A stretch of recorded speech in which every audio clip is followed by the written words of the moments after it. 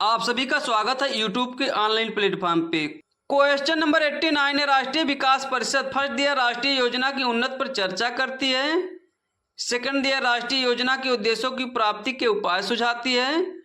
Third दिया राष्ट्रीय योजना निर्माण हेतु दिशा निर्देश प्रदान करती है। और फोर्थ दिया योजना में धन आवंटन सुझाती है। नीचे दिए गए कोटों से सही उत्तर चुनिए। कोड दिया है option number A first, second और थर्ड। ऑप्शन नंबर बी दिया है सेकंड, थर्ड तथा फोर्थ।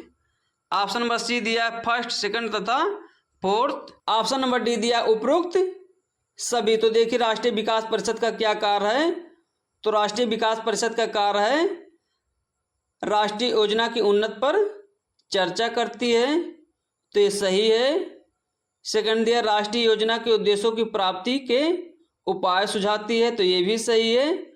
और थर्ड दिया राष्ट्रीय योजना निर्माण हेतु दिशा निर्देश प्रदान करती है, तो ये भी सही है। फोर्थ दिया योजना में धन आवंटन सुझाती है, तो ये गलत है। तो फर्स्ट, सेकंड और थर्ड किस ऑप्शन में है? तो ऑप्शन नंबर ए में है। तो इसका सही आंसर होगा option number A. Next question है क्वेश्चन नंबर 90। निम्नलिखित में से कौन राष्ट्रीय विकास परिषद की रचना करते हैं? फर्स्ट दिया प्रधानमंत्री, सेकंड दिया अध्यक्ष वित्त आयोग, थर्ड दिया संघीय मंत्रिमंडल के मंत्रीगण और फोर्थ दिया राज्यों के मुख्यमंत्री। ऑप्शन नंबर ए दिया है केवल फर्स्ट, सेकंड और थर्ड। ऑप्शन नंबर बी दिया है केवल फर्स्ट, थर्ड और फोर्थ। ऑप्शन नंबर सी दिया है केवल सेकंड और फोर्थ। ऑप्शन नंबर डी दिया है फर्स्ट, सेकंड, थर्ड और फोर्थ। तो देखिए राष्ट्रीय विकास परिषद की रचना में कौन कौन शामिल होता है। तो फर्स्ट दिया है प्रधानमंत्री, तो ये सही है। और सेकंड दिया अध्यक्ष और वित्त आयोग, तो ये गलत है। और थर्ड दिया संघीय मंत्रिमंडल के मंत्रीगण, तो ये भी सही है। और फोर्थ दिया राज्यों के मुख्यमंत्री, तो ये भी सही है। तो फर्स्ट, थर्ड और फोर्थ किस ऑप्शन में है? तो ऑप्शन नंबर बी में है। तो इसका सही आंसर होगा ऑप्शन नंबर बी, केवल फर्स्ट, थर्ड और फोर्थ। नेक्स्ट क्वेश्चन है क्वेश्चन नंबर 91 है, मौद्रिक नीति है। ए दिया है राजकोषीय नीति के विपरीत, बी दिया है राजकोषीय नीति का पूरक, सी दिया है मंदी के दौरान अधिक प्रभावी और डी दिया है प्रभावी मांग को नियंत्रित करने हेतु प्रत्यक्ष उपाय। तो इसका कौन सा सही ऑप्शन होगा? तो इसका सही आंसर होगा ऑप्शन नंबर डी, प्रभावी मांग को नियंत्रित करने हेतु प्रत्यक्ष उपाय। नेक्स्ट क्वेश्चन है क्वेश्चन नंबर 92 है, अंतरराष्ट्रीय मुद्रा कोष के ऋणों का उपयोग निम्नलिखित में से किस उद्देश्य के लिए किया जा सकता है? ए दिया है आर्थिक विकास हेतु परियोजना के लिए, बी दिया भुगतान संतुलन में अस्थायी कमी को पूरा करने के लिए, सी दिया केंद्रीय बैंकों के स्वर्ण कोषों को बढ़ाने के लिए, डी दिया औद्योगिक विकास के लिए पूंजी निर्माण हो। तो इसका आंसर आप लोग कमेंट में करके बताइएगा कि ऑप्शन नंबर ए होगा, बी होगा, सी होगा या डी होगा। नेक्स्ट क्वेश्चन है क्वेश्चन नंबर 93 है, वैश्वीकरण के संबंध में निम्नलिखित कथनों में कौन एक सही नहीं है? ए दिया इसने भारतीय उद्योगपतियों को विदेशी निवेश प्राप्त करने के लिए उत्साहित किया, बी दिया इसने शिखर के उद्योगपतियों को विदेश में बड़े प्रतिष्ठानों को खरीदने के लिए प्रेरित किया है, और सी दिया इसने विदेशी कंपनियों को भारतीय कंपनियों को खरीदने के लिए लालायित किया, और डी दिया इसने भारत में छोटे उद्यमियों में आशावाद का एक बोध पैदा किया है। तो इसका कौन सा सही आंसर होगा? तो इसका सही आंसर होगा ऑप्शन नंबर डी, इसने भारत में छोटे उद्यमियों में आशावाद का एक बोध पैदा किया। नेक्स्ट क्वेश्चन है क्वेश्चन नंबर 94, स्वतंत्र भारत की प्रथम औद्योगिक नीति की घोषणा की गई थी। ऑप्शन नंबर ए दिया है 1947 में, ऑप्शन नंबर बी दिया 1948 में, ऑप्शन नंबर सी दिया 1950 में, ऑप्शन नंबर डी दिया है 1956 में। तो इसका कौन सा सही आंसर होगा? तो इसका सही आंसर होगा ऑप्शन नंबर बी, 1948 में। नेक्स्ट क्वेश्चन है क्वेश्चन नंबर 95 है, भारत में सिक्के जारी करने के लिए कौन अधिकृत है? ए दिया है Reserve Bank of India, B दिया वित्त मंत्रालय, सी दिया स्टेट बैंक ऑफ इंडिया और डी दिया राष्ट्रीय स्टॉक बाजार।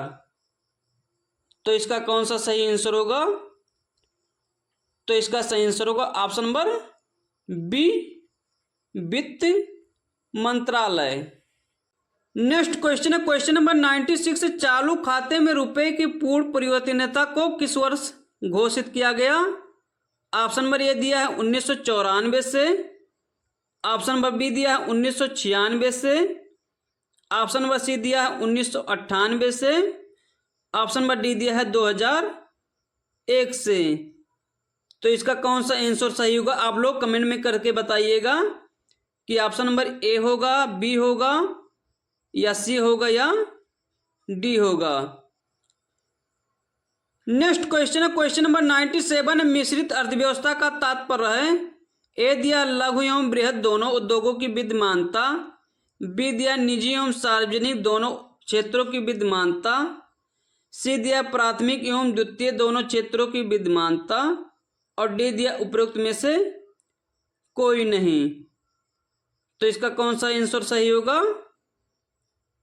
तो इसका सही आंसर होगा ऑप्शन नंबर बी, निजी एवं सार्वजनिक दोनों क्षेत्रों की विद्यमानता। Next question question number 98। निम्नलिखित में से किस एक का मुख्यालय सही दिया गया है? ए दिया है यूएनओ लंदन, बी दिया WTO जिनेवा, सी दिया ILO न्यूयॉर्क और डी दिया एफओ शिकागो। तो इसका कौन सा आंसर सही होगा? तो इसका सही आंसर होगा option number B, WTO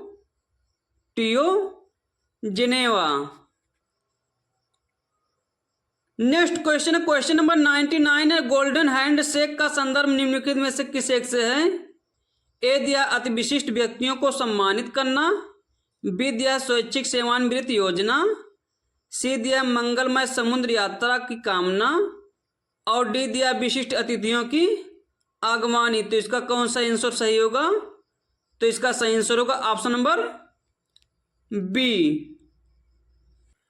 next question है क्वेश्चन नंबर 100 दिया कथन दिया सभी व्यापारी मूल्य बढ़ोतरी से लाभ कमाते हैं और कारण दिया मूल्य बढ़ोतरी के कारण ग्राहक को अपनी आवश्यकताओं में कटौती करनी पड़ती है। उपरोक्त दोनों वक्तव्यों के संदर्भ में निम्नलिखित में से कौन सा सही है? ऑप्शन नंबर ए दिया है ए आर दोनों सही है, आर ए की सही व्याख्या करता है। ऑप्शन नंबर बी दिया ए आर दोनों सही है, आर ए की सही व्याख्या नहीं करता है। सी दिया ए सही है परंतु आर गलत है। डी दिया ए गलत है परंतु आर सही है। तो देखिए इसका कथन दिया है, कथन दिया सभी व्यापारी मूल्य बढ़ोतरी से लाभ कमाते हैं, तो ये सही है। और कारण दिया मूल्य बढ़ोतरी के कारण ग्राहक को अपनी आवश्यकताओं में कटौती करनी पड़ती है, ये भी सही है। और आर ए की सही व्याख्या करता है। तो इसका कौन सा सही आंसर होगा? तो इसका सही आंसर होगा ऑप्शन नंबर ए आर दोनों सही है, आर ए की सही व्याख्या करता है। नेक्स्ट क्वेश्चन है क्वेश्चन नंबर 101 है। कौन सी इमारत विश्व के 7 अजूबों में से एक है? ए दिया ताजमहल, बी दिया झांसी का किला, सी दिया लाल किला और डी दिया इनमें से कोई नहीं। तो इसका कौन सा ऑप्शन सही होगा? तो इसका सही आंसर होगा ऑप्शन नंबर ए, ताजमहल।